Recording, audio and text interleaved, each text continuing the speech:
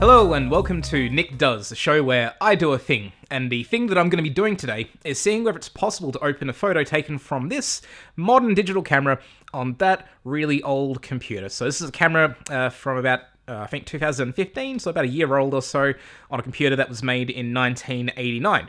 Now, one problem that we're already going to have is that JPEGs didn't exist until about 1992.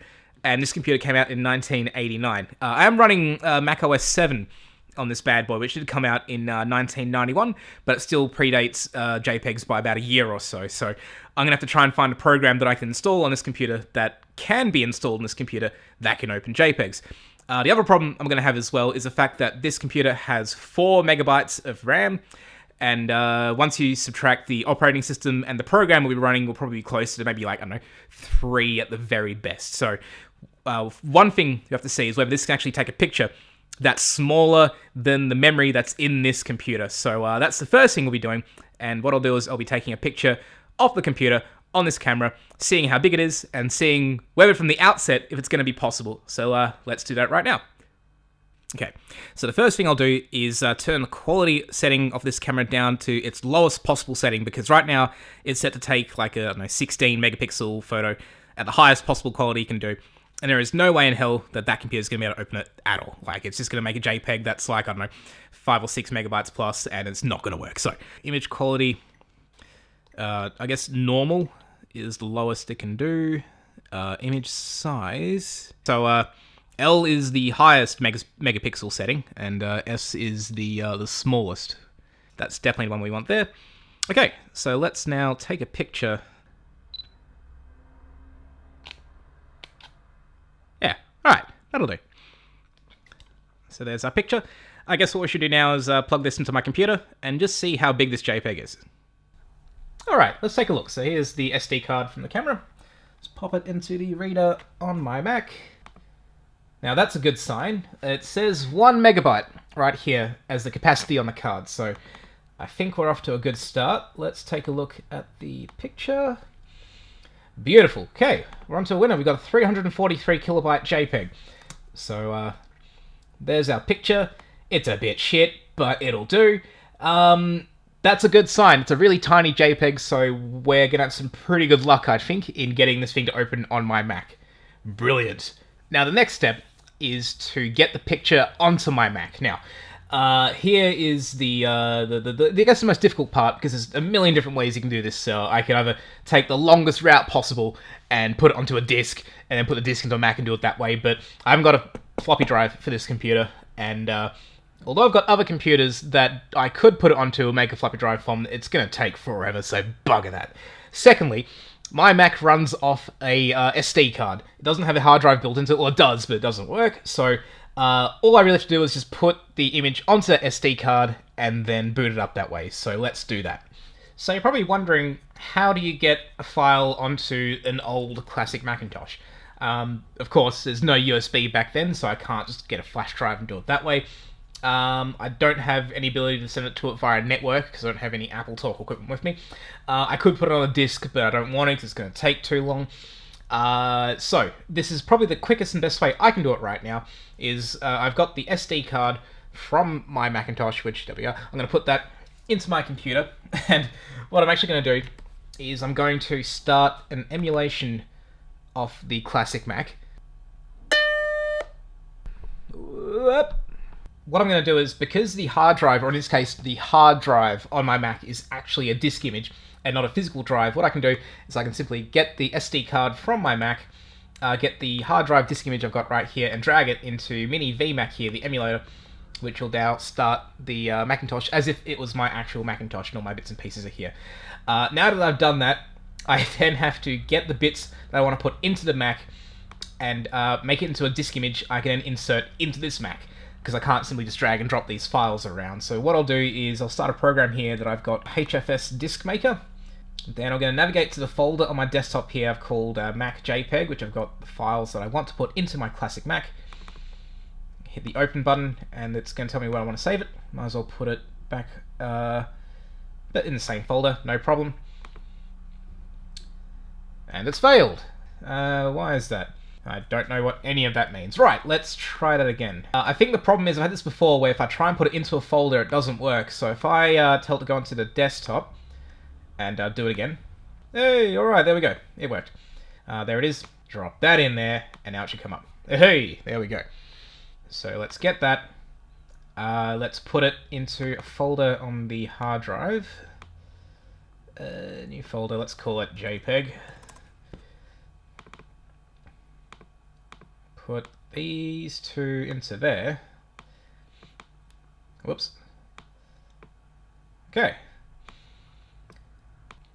Okay, and that's it. So I've got here a copy of Photoshop 1 and my JPEG. So now, right now, I could just do everything here. I could just install Photoshop, try and open the JPEG and see if it works in here.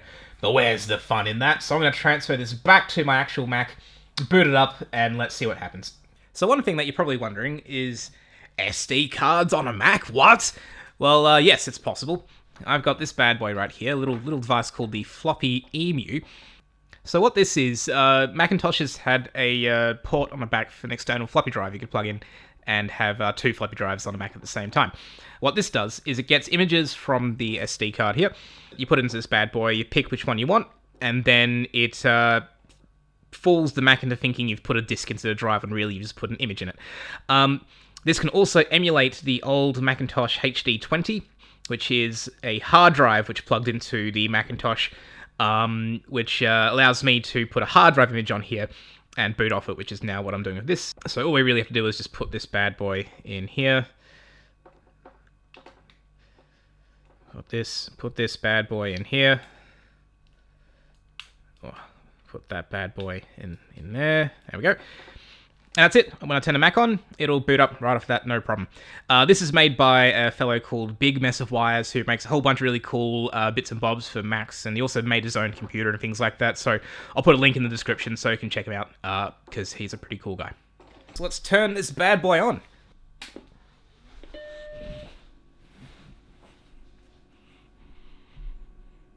It works!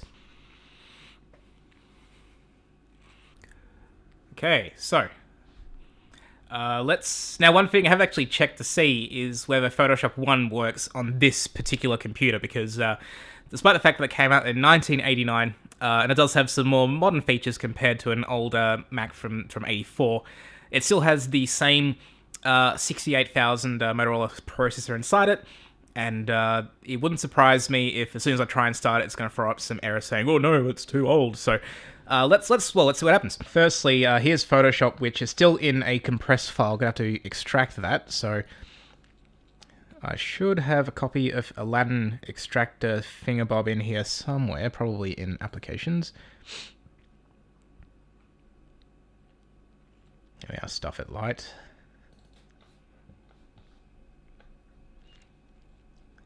We want that one. Yeah, look at that. One thing you may have noticed so far is this screen is black and white, but not only is it black and white, it's literally black and white. There's no grey involved here. It's the pixel is on or it's off. It's one bit. That's one thing it might have an issue with, the fact that I'm opening a full color image on a screen that has two whole colors, white and black. So that I'm also not sure what's going to happen. But surely if Photoshop runs on this Mac with a black and white display, it's going to open the JPEG in some fashion. So, right, what we want to do now is open that compressed version of Photoshop, which is in here. Shit. Okay, it's not there. Oh, there we go. It's a disk image. Alright, hopefully that will let me open it on this Mac. I'm pretty sure I've got disk utility on here, so let's go back to that JPEG folder. You can see here the complete raw power of a 1989 Macintosh as it trundles its way through all these windows. There we go. Pretty sure I should be able to drag this over here.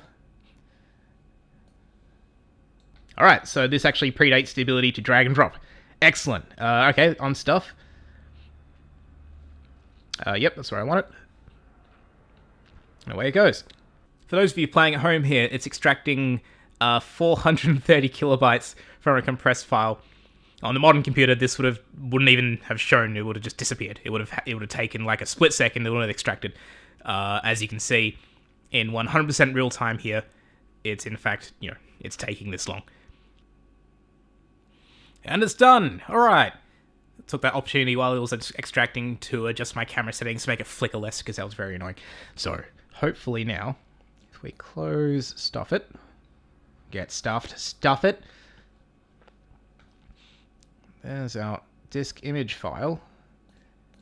Now I'm pretty sure I should have a copy of disk copy. That's what I want.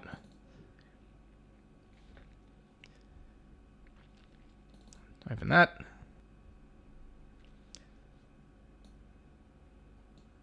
I want to put an image into it.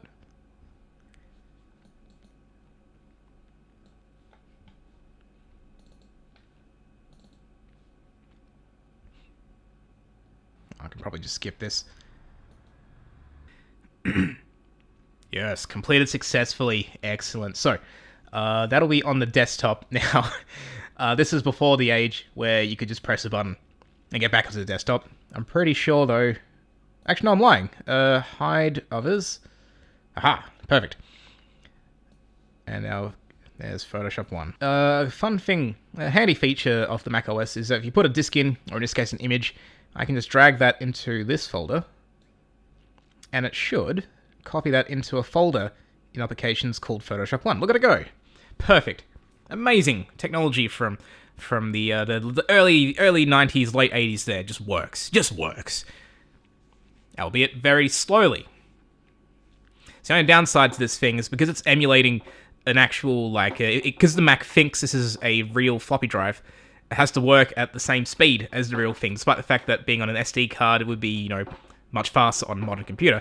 It has to operate at the speed the original ran at, which means it has to run at this speed. That, as well as the fact that it's a very slow processor, I think, what was it, 68,000, like 7 megahertz. It does take a while to do quite a few things. But, I mean, it's not that bad. It'll be done pretty quickly. So what we should do is firstly shut disk copy, so I can free up the precious amount of memory this computer has. In fact, let's go ahead and check that. So, yeah, as I mentioned earlier, the operating system itself takes up about 1 megabyte, so I've got 3 to play with. Let's open up Photoshop and see how much memory Photoshop takes. Remember, the JPEG was like 300 kilobytes, so I've got like 2.5 megabytes of RAM to play with here, and I doubt Photoshop's going to take up that much, but you never know. So let's have a look. There it is.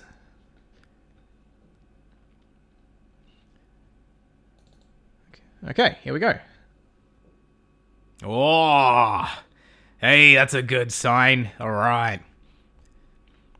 Now, one thing to note is it did say 1989-90 there, so this version of Photoshop does still predate JPEG by a couple of years, so, well, I guess we'll find out if I can open it. We'll go File, Open. Let's go to where the JPEG was and see if it comes up. Uh-oh. Okay, that's not good. Okay, let's go back to... Let's go back to that JPEG folder. I think we can just double-click on this. That should tell us that it can't open it. Okay. So that's why it pays to do some research to find out whether programs can actually do the thing that you want it to do. In this circumstance, Photoshop 1 is just too old. It won't open JPEGs. It'll probably open all the things like that had back in the day, whatever formats that they used before JPEG was a thing. But unfortunately, Photoshop 1 could not do it. Out of curiosity, let's just see how much memory Photoshop 1 uses on this computer. It's using up 2 megabytes, so I've got 1 megabyte free. So this would be okay. If this could have opened my JPEG, it would have fit just nicely in the amount of free memory I've got here. But this is Photoshop 1. So the question now is, which version of Photoshop can open a JPEG, and can that version of Photoshop run on this computer? So what I'm going to do this time is, I could go through every version of Photoshop to see which one would eventually work, but I'm just going to find out now which earliest version of Photoshop can open a JPEG, and see if it works on this computer. So let's do that. Okay, we're back. So I've got 2 more programs that we can try, although I already know one of them's not going to work, so a bit of a spoiler alert there, but I'll show you which one it is. Go into Applications here. I've got a program here called JPEG View, which, from all the descriptions I could read, was basically the JPEG viewer for Macs back in the day. However, if I go in and try and open this one, I'll get one big glaring error right here, which will say... There it is. Needs an 020 or better processor to run. Because I mentioned earlier this has a 68,000 processor, it's just not gonna work. The issue could be the fact that it's a really quite recent version of the program. There could be an earlier version which might work better, but I couldn't find it, so unfortunately that's just not going to happen. There's optimistically a JPEG here, but I'm pretty sure if I open it, it's going to tell me that it's going to find no program to open it in, or it's going to try and open it in JPEG Viewer, and it's going to say can't do it because processor's too old, which I'm pretty sure is what's about to happen. There we go. So, no luck there. But I do have version 2 of Photoshop instead of version 1. Now, version 2 of Photoshop came out in 1991, so it still predates the JPEG standard by a year. But I'm kind of hoping that because it's Adobe, I don't know, maybe they just had like early access to the format and they just did it for some reason. So let's see if it works. Ooh.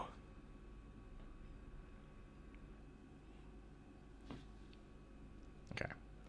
It is looking distressingly similar to Photoshop 1, so I'm not feeling too optimistic here, but let's have a look. So open, go to the folder we had on the hard drive, go to the folder we had on the hard drive, system, JPEG, and nothing! Okay, so I was right. Photoshop 2 is still too old for JPEGs. It's just not coming up. So, I've got one last thing that I can try, and what that is if I try and... This system can run macOS 7.5, which came out after JPEGs were made. And I'm kind of hoping that it has, I don't know, something that will open a JPEG. Now, the problem with that is, though, is that I'd have to then go ahead and get that JPEG and take it out of this disk image and put it into the image for OS 7.5. But I've got a much faster way to do that. I mentioned earlier that putting it onto a disk would be a bit of a pain in the ass, but not now, because it's on this Mac, the hard drive disk image. I should just better put this bad boy into here.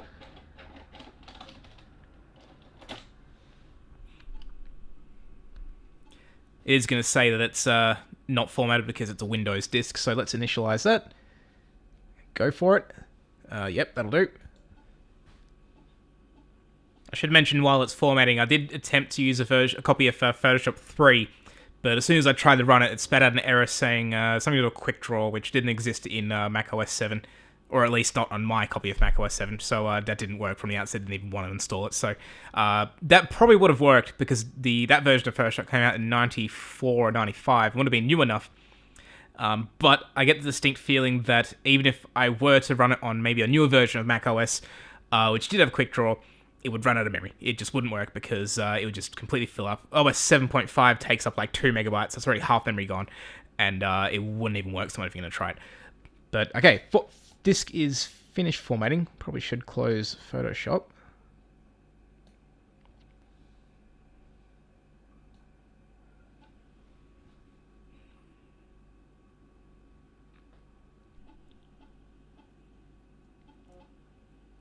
Success. Let's just make sure that it's on there. Beautiful. Okay, so let's get that disk out before we jump into OS 7.5.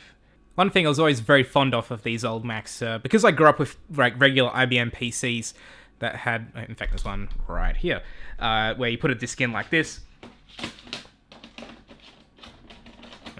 and then you got the eject button to get it back out again. You press eject, then it comes out. You know, pretty simple mechanism, but not for Apple. No, that was too rudimentary, too boring. Why would people want to push a button when all you got to do is just drag the disk into the trash, and a motorized mechanism would spit the disk out. Ah! You don't get that anymore. It's beautiful. Okay, so to boot it up into macOS 7.5, I'll get the floppy emu, press this button, and we'll scroll down to my 753 hard drive disk image and press select, and it'll tell me to reboot the computer. So I'll go ahead and do that. And now it's going to boot into 753. The only downside to 753 on a classic Mac like this is it takes forever to start. It is so slow. You wouldn't have used 753 on a computer like this back in the day unless you really had to, or maybe you had like a upgraded CPU in this thing to make it faster, but it's painfully slow and it uses up a lot of memory. It was really made for the newer Macs from like maybe the early 90s to the mid 90s. Definitely not the SE from 89, so I'm not going to let you sit through all this because it's going to take a few minutes, so I'll just jump. Well, isn't that curious? One of the file system access modules could not be installed. Apple Photo Access, which sounds like a thing that I'd want. Oh well, let's keep going. Another thing here, you can see QuickTime. QuickTime would never work on this computer as well, which is a shame because QuickTime does have the ability to open JPEG files, but again, not going to happen here. And once again, a reminder that this isn't going to work.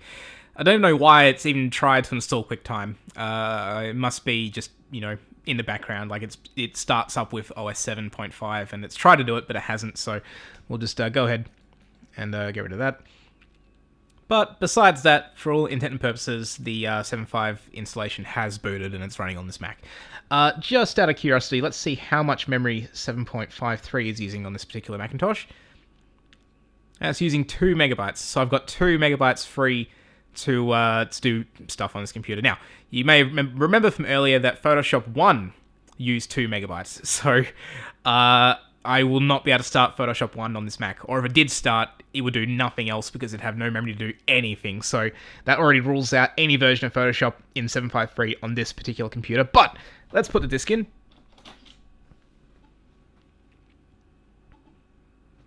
And I'm going to see if we can just open the JPEG from here. Probably not. It's probably going to have the same error as before, saying something like, can't find the program. Yep. But that's fine. Let's see if 753 has anything built into it that can open a JPEG. Even though it does, and it's QuickTime. But again, no QuickTime on this Mac. So far, this is a pretty bare-bones 753 installation. System folders, not going to have anything of use in there. Let's, what's in Apple Extras? Whoops. Whoop. Oh dear. Okay, Apple Extras.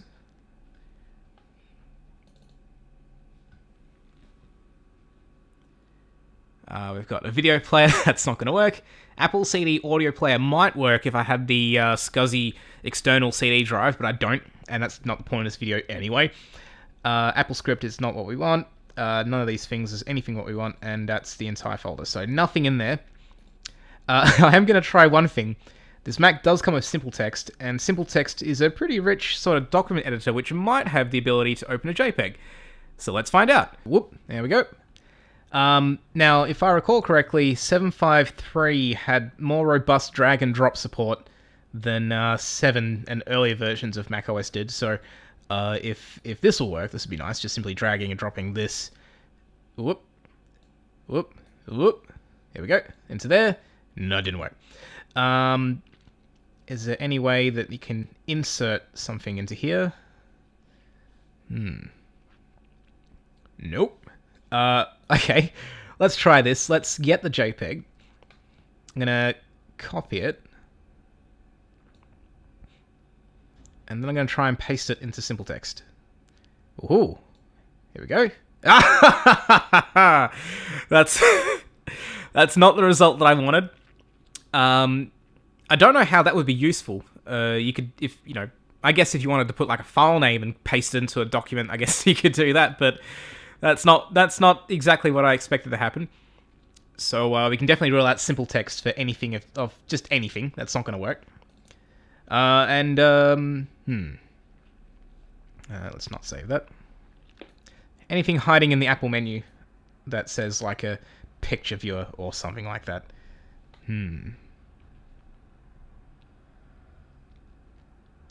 Doesn't look like it.